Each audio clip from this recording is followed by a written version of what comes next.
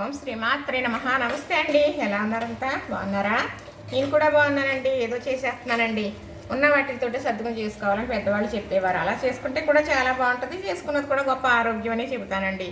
ఈరోజు అయితే మామిడికాయ కొబ్బరికాయ పులుసు పెడుతున్నాను. ఈ పులుసు ఎంత బాగుంటుందో తెలుసా? ఏది అది లేదు ఇది లేదు అని పరుగులు పెట్టవలసిన పని లేదండి. ఇంట్లో ఏదుంటే దాంతో చక్కగా చేసుకోవచ్చు. ఎప్పుడైతే ఇంట్లో ఏది ఉందో దాంతో చేసుకున్నామో అది చాలా బాగుంటుందండి. పూర్వం అయితే అలానే చేసుకునేవారు. అవి లేవు ఇవి లేవు అని అనుకునేవారు కదండి. ఎవరో రెండు అంటికాయలు ఇచ్చారనుకోండి, చక్కగా రోజు పులుసు పెట్టుకున్నారా పులుసు అంత ఆనందంగా భోజనం చేసేవారు. అంతే ఆరోగ్యంగా ఉండేవారు. మనకి ఎంతైనా తృప్తి లేదు. ఇప్పుడు ఏది చేసుకున్నా తృప్తి లేదు.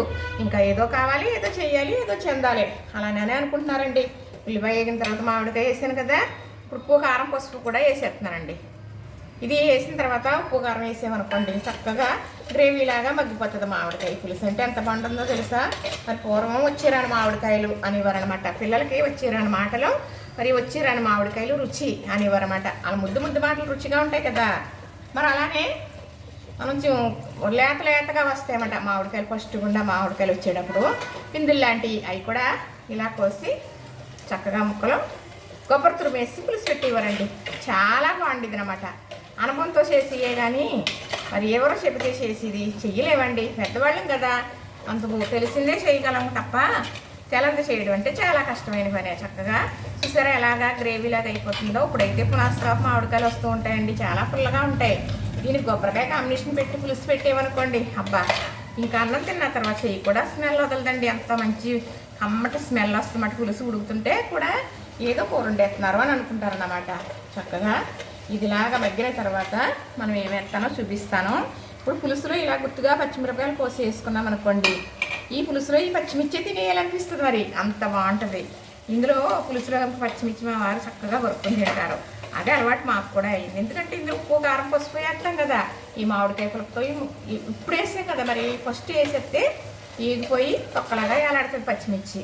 ఇలాగా పులుపు మగ్గిన తర్వాత ఎత్తి కాయలాగా ఉంటుంది కానీ మగ్గిపోతుంది. అదొక రుచి అండి, చాలా బాగుంటుందండి.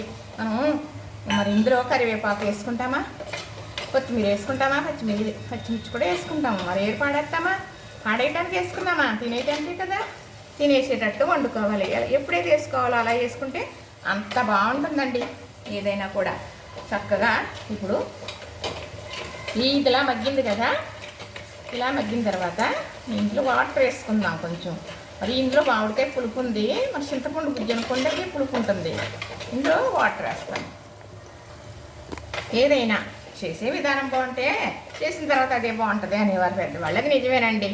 చేసేది మనం అది పచ్చగడ్డే అయినా కానీ దాన్ని శ్రద్ధగా మనం దాని మీద మనసు పెట్టి చేసామనుకోండి చాలా బాగుంటుంది సుమా.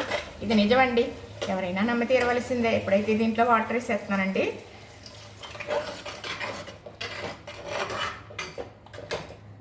ఈ వాటర్ మరిగేటప్పుడు చక్కగా పులుసు మరిగేటప్పుడు వాటర్ వేసాం కదా, అప్పుడు కొబ్బరి తురుము వేసుకుందాం ఇందులో.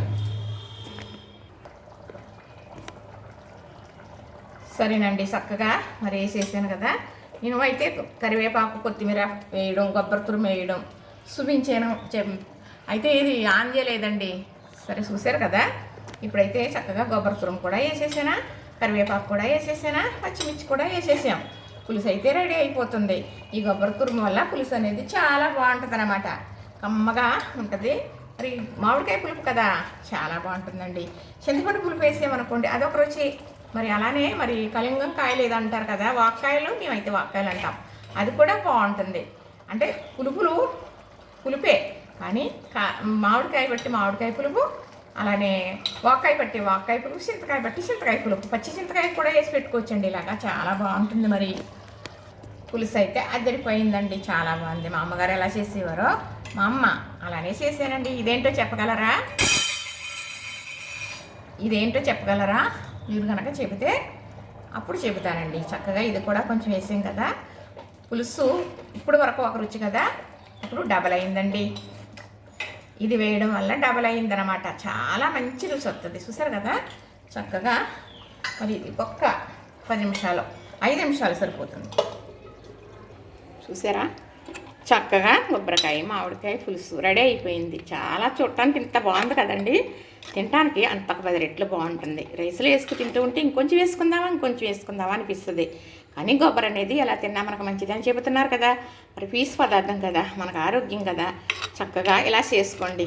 కొబ్బరికాయ పచ్చడే కాదు, కొబ్బరికాయ ఏ రకంగా చాలా రకాలుగా వండుకోవచ్చండి. స్వీట్ కూడా చేసుకుంటాం కదా, కూరలు అయితే చాలా రకాలు చేసుకోవచ్చు, పచ్చళ్ళు ఇంకా ఎన్నో రకాలు చేసుకోవచ్చు. ఇలా చేసుకుంటారా? మరి నచ్చిందా మీకు? ఇది నచ్చితే మీరు కామెంట్ పెట్టండి చక్కగా. మరి వెంటనే చూసామండి, ఇప్పుడే చేసుకుంటానండి అంటున్నారు కదా, తప్పనిసరిగా చేసుకుని ఎలా ఉందో కూడా చెప్పండి. సరేనా? లైక్ చేయండి, షేర్ చేయండి, సబ్స్క్రైబ్ చేయండి.